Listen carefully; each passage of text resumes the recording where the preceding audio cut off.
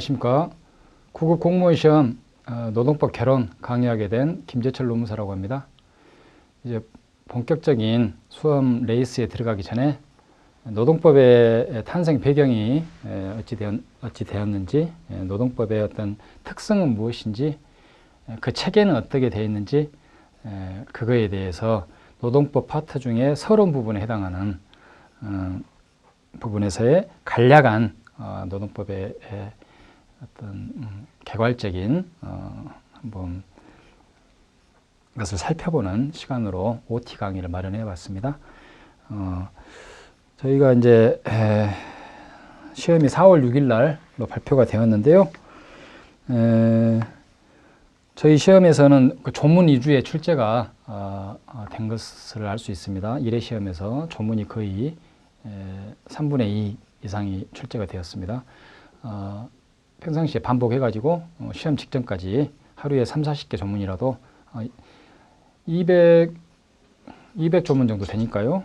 이제 시행령, 시행규칙 빼고 하위 법령 포함이니까 시행규칙까지도 들어가는 거지만 시행령과 시행규칙은 필요한 부분만 발췌해서 보시면 되고 법 조문을 계속해서 반복적으로 보시면 충분하시리라고 봅니다. 저희 이제 이 부분은 시험의 출제 범위는 아니니까요. 가벼운 마음으로 그렇게 보시면은 노동법이 저렇게 흘러왔구나 정도로만 느끼셔도 충분하시리라고 봅니다. 이제 산업혁명이 가소가 되면서 이제 공장의 기계 설비 같은 것들이 이렇게 가동이 되고, 그 전에는 어떤 도제식 시스템으로서 장인에게 열심히 배워가지고 그가 이제 근로를 제공하고 하는 좀 인격적인 그러한 모습이 이제 그 봉건주의 사회에서는 이제 유지가 됐었는데요. 근대에 들어서 산업혁명기에는 기계가 알아서 돌아가기 때문에 가장 그 싼 임금을 주고 이렇게 근로를 시킬 수 있는 시켜도 이제 충분한 그러한 자동화 시스템이 되면서 이제 여러 가지 문제들이 발생이 된 것입니다. 이 산업혁명기에 극단적인 그런 노동 착취랄지 아동의 노동, 부녀자들의 어떤 노동에 대한 문제점을 극명하게 보여주는 사판인데요. 저희 고등학교 내용에도 실렸던 것이고, 이제 보면은 어린 아이들입니다. 뭐 5살, 6살짜리들까지도 있고, 뭐 궤도도 없고 이런 갱도 안에 들어가서 무너지면 다 죽는 것이죠. 이런 어떤 성인들은 못 들어가니까 어린 아이들이, 연소자들이 들어가서 석탄을 채굴해서 이렇게 일일이 실어 나르는 이러한 일을 하기도 하고, 그래서 당시 대부분의 공장들, 특히 직물 공장들에서 노동자들의 작업 조건이 형편없었다. 사실은 명백하다. 대부분 숙련된 기술도 없는 가난한 여성들과 어린이들이 싼 임금을 받으며 매일 14시간, 16시간씩 일을 했는데 시끄럽고 냄새나며 비위생적인 환경에서 작업을 반복했다. 빈민가에 있는 이들의 짐 역시 건강에 해롭기는 마찬가지였다. 이른바 사회 문제가 되던 것이 바로 이때이다. 어째서 엄청난 양의 상품을 생산해낼 능력이 있는 나라에 계속해서 빈곤이 존재하는가? 산업혁명의 활달이 영국에서부터 시작이 이제 된 건데, 갈수록 자본가들은 풍요로워지지만 이러한 노동자들은 더욱더 이제 가난해지는 것은 분명히 무슨 문제가 있는 것이다. 이렇게 장시간 일을 하고 비위생적인 환경에서 일을 이제 하는 것이 문제고, 이 당시에 평균 노동자들의 수명이 15세 정도 됐다라는 그런 기록도 있더라고요. 그 정도로. 근데 그리고 다음 보시면은 미성년 아동 노동에 관한 영국 의회 조사 보고서에서 공장이 바쁠 때 이 소녀들은 몇 시에 출근하는가? 바쁠 때는 약 6주간 바쁠 때인데 새벽 3시에 나가서 밤 10시에 돌아온다. 어마어마한 장시간 노동을 하는 것이죠. 19시간의 노동 중에서 휴식 시간은 얼마나 되는가? 아침 식사에 15분, 점심에 30분, 차 마시는데 15분. 이걸 휴식 시간으로 19시간의 노동 시간 가운데서 휴게 시간으로 인정을 받았다. 사고를 당한 일이 있는가? 큰딸의 손가락을 다쳐서 5주간 치료를 했다. 그동안 임금은 받았는가? 사고가 나자마자 임금은 전액 지불이 되었다. 참 비참한 그러한 내용입니다.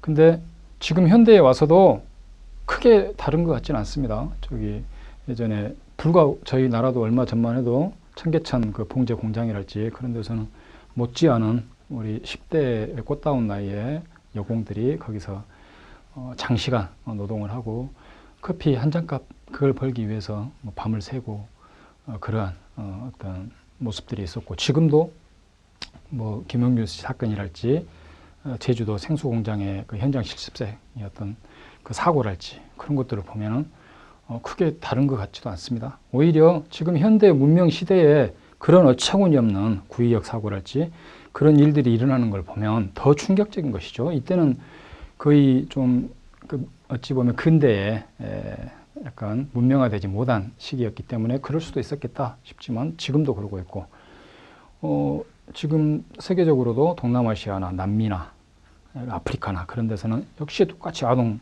노동 착취나 여성들에 대한 노동 착취가 성행되고 있다. 커피 농장이랄지 그런 데서 이게 무슨 문제가 있는 것이다. 이제 근데 산업혁명기에 이제 명암이 이렇게 어두운 부분들이 있었고, 프랑스 혁명으로 절대 군주로부터 어떤 부르주아 세력들이 자신들의 어떤 재산권을 지키기 위해서 가장 최고의 이념으로 내세웠던 것이 자유와 평등의 어떤 사상을 캐치프레이로 했습니다. 그래서 그때 당시는 그 절대주의하고 맞서가지고 국가는 사적인 어떤 계약 관계에 개입하지 말라, 방임주의, 야경 국가적인 어떤 그러한 사상이 이제 태동이 되게 된 건데요. 그걸 이제 시민법의 원리라고 합니다. 민법의 분야에서 사법의 영역에서의 가장 최고의 이상적인 어떤 그러한 절대 원칙으로 그렇게 신봉을 했던 것들인데요. 계약 자유의 원칙과 소유권 절대의 원칙과 과실 책임의 원칙, 이러한 기본 원리들을 통해 가지고 자신들의 재산권을 지키려고 했고, 자유와 평등. 그래서 얼핏 보았을 때 사람들 간의 관계는 평등한 것이다 라는 그 전제에서 스스로 이기적인 존재인 어떤 인간들이 자유롭게 계약은 체결할 수가 있는 것이고, 그렇게 하면 족하다. 그리고 내 소유권은 왕도 전제 군주도 건드릴 수 없는 나의 어떤 절대적인 영역이다. 그리고 내가 과실이 있거나 원인을 제공한 부분에 대해서만 책임을 지는 것이지 그렇지 않은 영역은 나의 책임의 영역이 아닌 것이다. 이 세 가지 어떤 원칙을 사적 자치의 원칙의 이제 범위로 가장 절대적인 그러한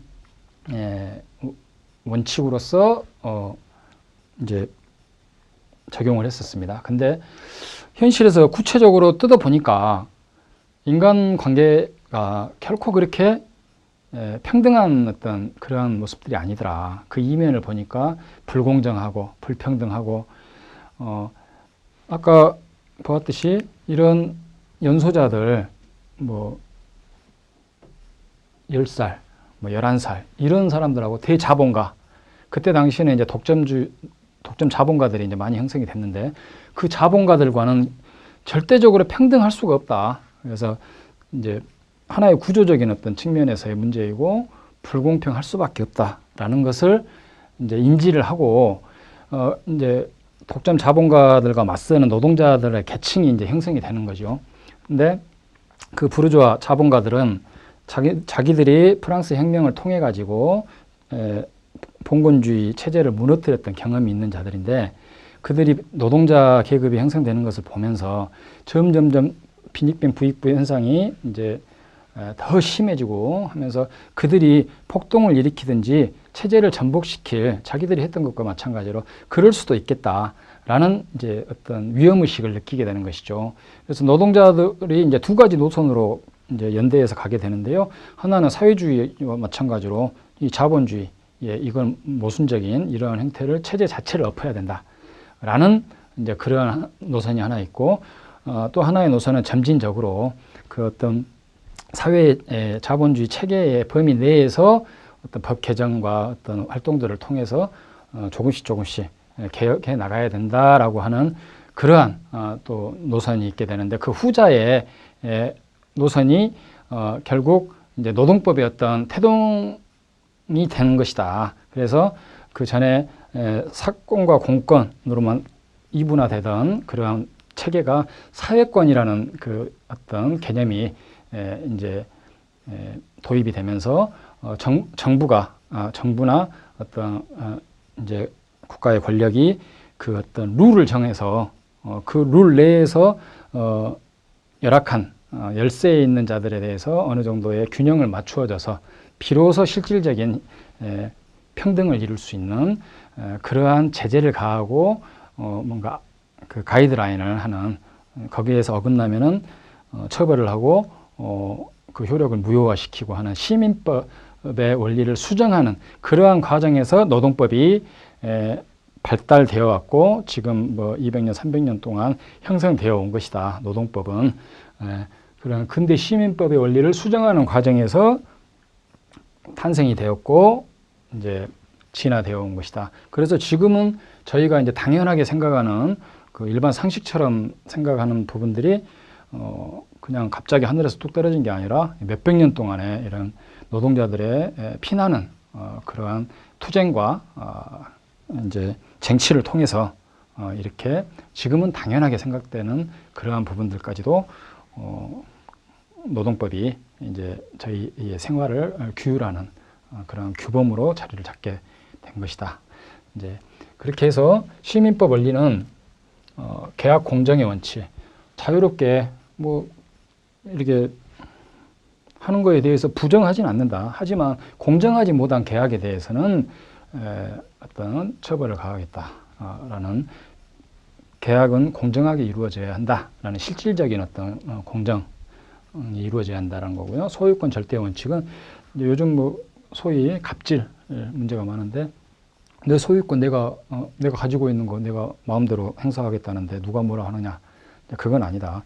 너의 소유권이 중요한 만큼 다른 사회적인 어떤 관계에서 다른 사람의 행복 추구권이나 어떤 뭐 재산권이나 그러한 부분도 중요하다. 근로자의 노동권도 중요한 것이다.